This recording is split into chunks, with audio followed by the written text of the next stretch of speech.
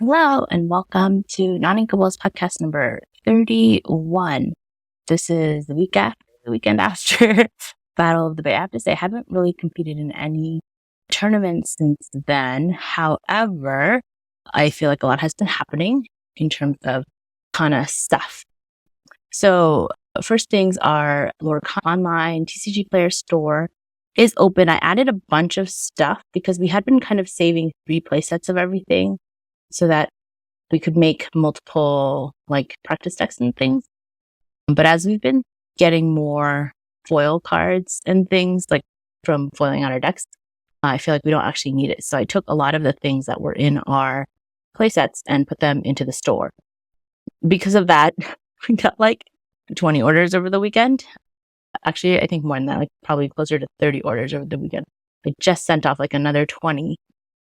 So if you haven't checked out our store, check it out. It's on TCG Player. There's a link in the description below, as always. And buy some cards. It's always fun for me to see, because when people are buying 4 ofs of everything, ooh, what kind of deck are they making? I saw someone who I think is definitely making some sort of yellow steel heroes deck, because they bought Philip TDs from set 5, I think he is. He's the one where you play a hero, you get a lore, and a bunch of other Amber cards. We also got shouted out in one of the Goons podcasts, and I was like, it's us. Because I think we had a Robinhood listed. It was the cheapest for the verified sellers. In terms of pricing, I usually price everything so that it's market value, and then it adjusts automatically each day. And then I think everything is at least 50 cents. So some stuff might be above market value because it would be less than 50 cents if it was at market value.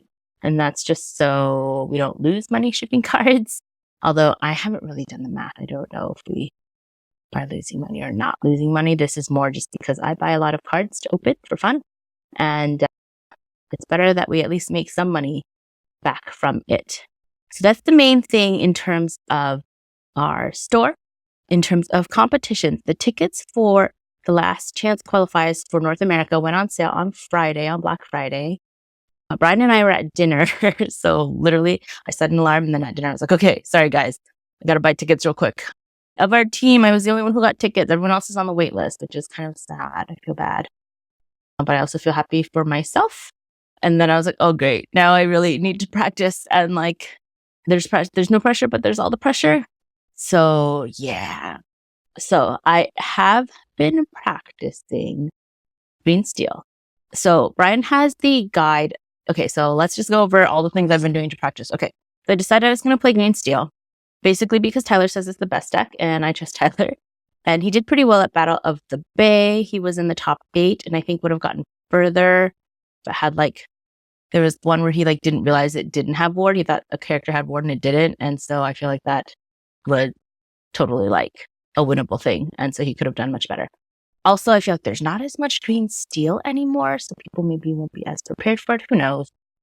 Also, we have a lot of the cards, the foils and the promos and the enchanted floor. So I was like, why not? And then, so I think I've talked about this before, but I'm going through the Emerald Steel guide that was written by Dale.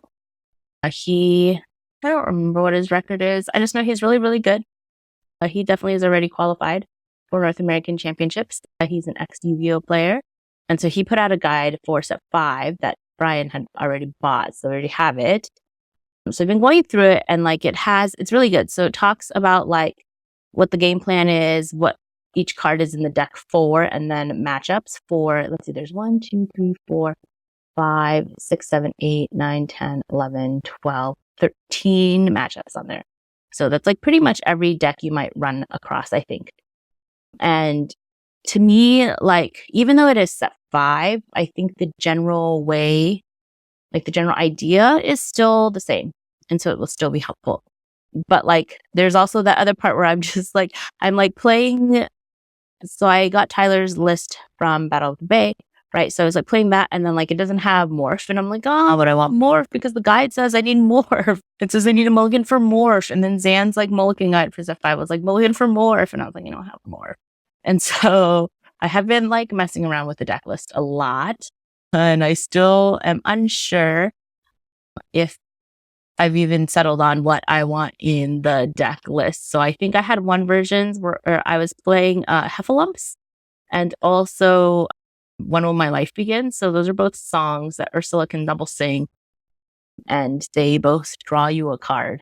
And then one of them basically makes your opponent not able to challenge, and the other one makes your opponent not able to quest. And I was like, oh, I could just use whichever one is better for the situation. But then, like, I would always get the other, not the one I wanted, in my hand. And I felt like it was ink more often than not. So then that's out. I did try some with Morph in it, but like, really, you're only shifting to Beast and maybe Diablo. So it's not great. And then I've also tried different ratios of honey lemon and Tamago in it. I don't know. I feel like it's still a work in progress. Luckily, I feel like I still have some time, so basically like December and part of January. So I don't really have to lock down quite as much. I've been practicing on Laura Canito.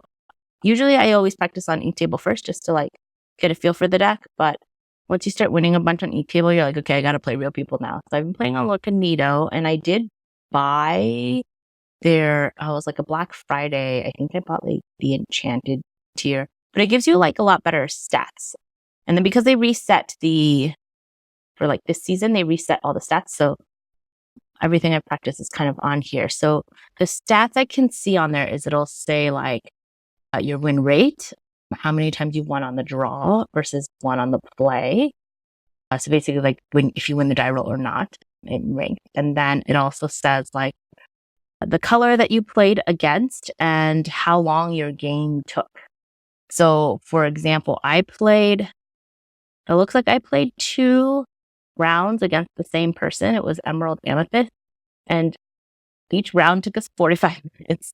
Whereas like there's other times where I play people and it's over much faster.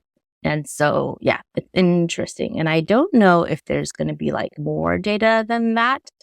I feel like there might be. I just have to find it. And then I also like looking at like where you are on the leaderboard.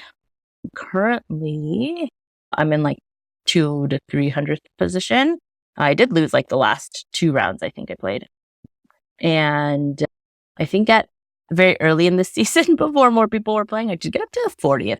So, and I haven't played in a couple days. So I will be working on that. And what else? Let's see. So yeah, I have my version. I tried a Heffalumps version. I tried Tyler's version, and then Brian made me a version that he thought I would like more, just based on like the cards that I tend, because I'm like, oh, I always ink this card. I don't like it. And so he kind of made me my own version. And so I got to practice that. And then in terms of like Dale's guide, like I read through all of it, right? And then I was like, I didn't remember any of that. So now I just try to read it while I'm playing a specific matchup, just to try to make the things stick more and to like think about stuff more. And then of course I watched Zan's Mulligan guide a couple times, but of course like he has his Mulligan guide and it has like the spreadsheet of what you're trying to mulligan for, but because it's at 5, like again, one of the major things is morph. So then I did end up putting morph, like 2 morphs into the deck to try that out. Yeah, and I feel I will probably also go back to watch some of the games in Battle of Bay to see if there's anything there. And Brian did tell me that I just released a video about like the top 8 decks and talks about them. He said that, I forgot who it was, maybe Harlan Sweet also, or Spesty did a thing. And then like their only comments on the Green Steel deck was just like, oh, it's just the Green Steel deck. And so I am going to go watch Ed's video and see if he talks maybe more about the Green Steel deck, but I don't know. We'll see. Yeah, that's pretty much all I've been doing this week. I don't know if I might play more it depends. So our local game stores, pretty much there is Monday at Berkeley, Games of Berkeley, but that's League. And so we're not really like committed to going every week. So I don't know if I want to necessarily go to League. Tuesdays, I think there's King Kong, but that tends to be a little bit far for us. Wednesdays, I don't think there's anything locally. Thursdays, there's VPC, which we do sometimes go to. So I might go to that. Friday, there is DVY, which we usually go to. Saturday now there's NorCal TCG. They just moved their thing to be Saturdays, and I think this past Saturday they got a pretty good solid turnout with like 10 people, which is pretty good because I think they've been having trouble like getting things to go because they used to run it on Fridays, like later than DVY. Not later so much that you could go to both, but like DVY would be at like 5:30 and they'd be at like 7. And so I feel like that kind of took some of the people away from NorCal, so they moved it to Saturday. And then Sundays is Fanimich at 3. And Fanimich actually recently changed their payout structure. So instead of, before it was pack per win, and now they've changed it to store credit. So I think you get like, it depends on how many people are there. And then there's differing amounts of store credit, anywhere between like 5. So if it's like 12 people or less, if you draw one game and lose the other 2, you could still get $5 of store credit, which is essentially a pack. And then if you go undefeated, you would get like $30 of store credit. So it's pretty good, I think. So we'll try to go there more often. But also, like, I feel like my work is just, I make the schedule, so I can't complain about it. But I also made the schedule months ago.